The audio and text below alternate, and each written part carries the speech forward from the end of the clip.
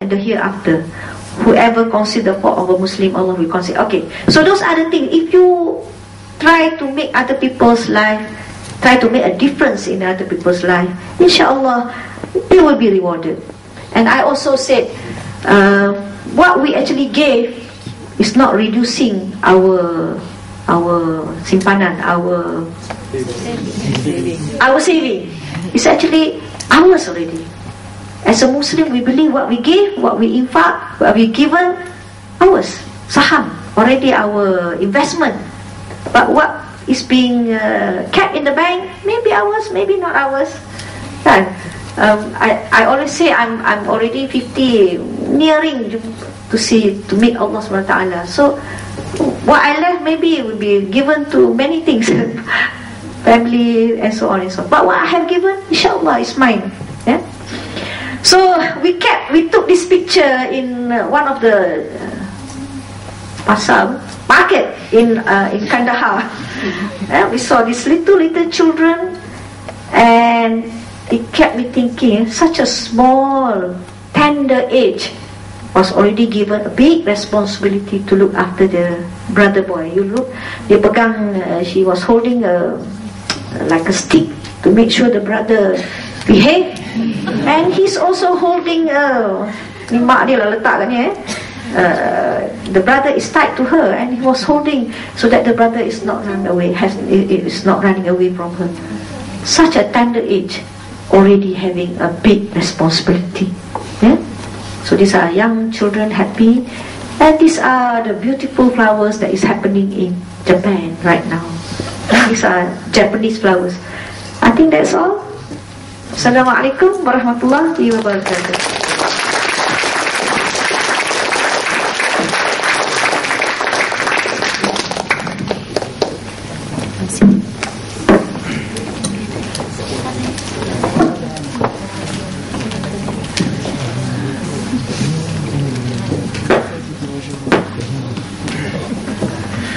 We thank you, Dr. Fauzia, for the sharing.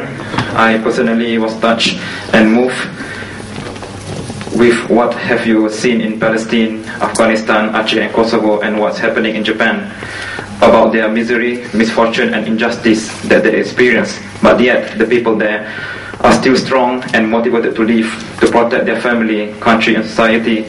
And we can see that the children much younger than us are more mature and strong. So we need to wake up and realize to do our best and pursue knowledge and give back to the world, not just what we need, not just what in excess, but what we ourselves need. So now for 20 minutes the floor opens to participants for questions and answers session with our guest speaker.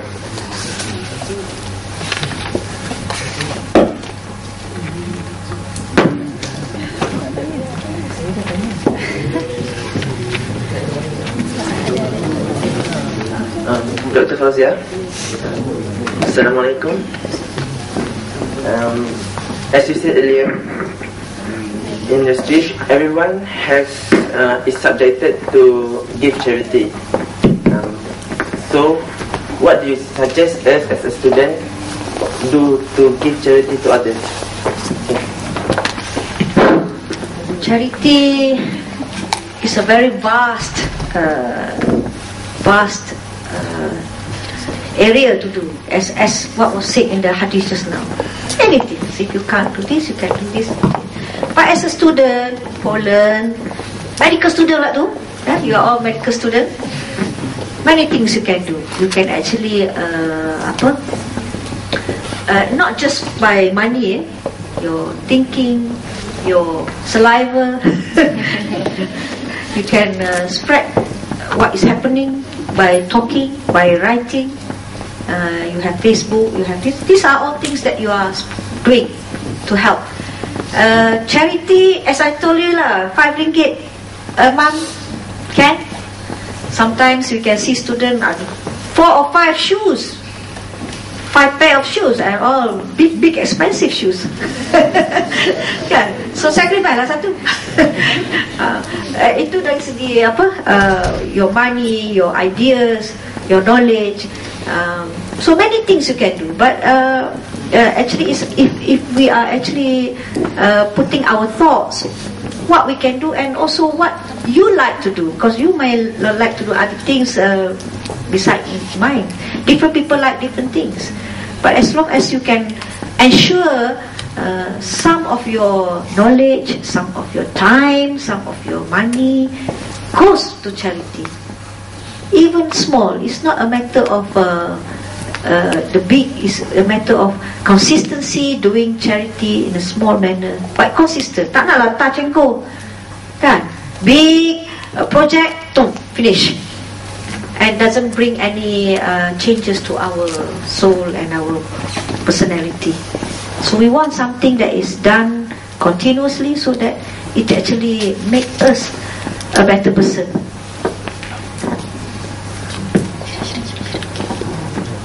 Yes.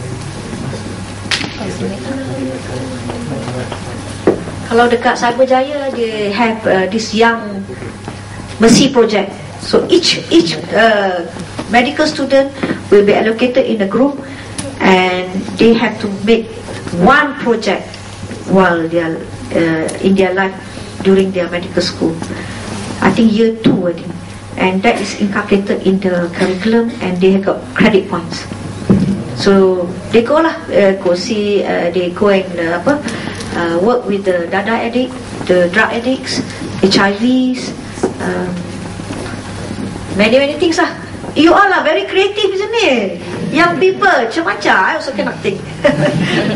So make use of your creativity to explore your question today, your ability. Assalamualaikum. You mentioned that what is being done to the Palestinian is still occurring. Can you please describe a bit more about any international political interventions that are being done to stop this? Thank you. Okay. Actually, if you have gone through resolutions by PBB, many resolutions that has been done. Actually, a few resolutions that I can remember is that after they have Resolution 242 says that you have to divide 55% of Palestinian land to the Israeli and 45% to the local Palestinian.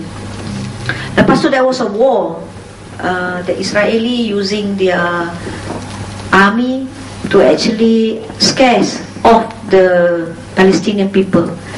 One of the incident that happened in Deir Yassin on the 9th of April, where the kampung or the village just had a wedding reception, and they were being, I don't know how to describe so much, you better have to read. There was a massive killing. There's a cesarean section done without anesthesia for those pregnant ladies, and well, I mean cesarean section maknanya they cut open the lady's tummy, bring out a lot of kekejaman lah, a lot of massacre that is happening. And in fact, the Moshidayan was mentioned that without Menahem Begin, Prime Minister dia kan, without the Deir Yassin there won't be any Israel today. So and then after that they expand more and more of the land until they reach about 77% of the land. You can see the 4 maps just now. So PBB sit and resolve that they should go back to the Green Amethyst line, the green line. That's number 1. Nothing happened. More and more settlements are being built, and in fact early this year Obama himself said stop the settlement in the East Jerusalem. But is it stopping? On the ground it's not stopping. Number 2, one of the PBB resolutions says the refugees who has gone out to Syria, to Jordan, are allowed to come back if they want to. Not even 1% are allowed to come back. And the reason goes to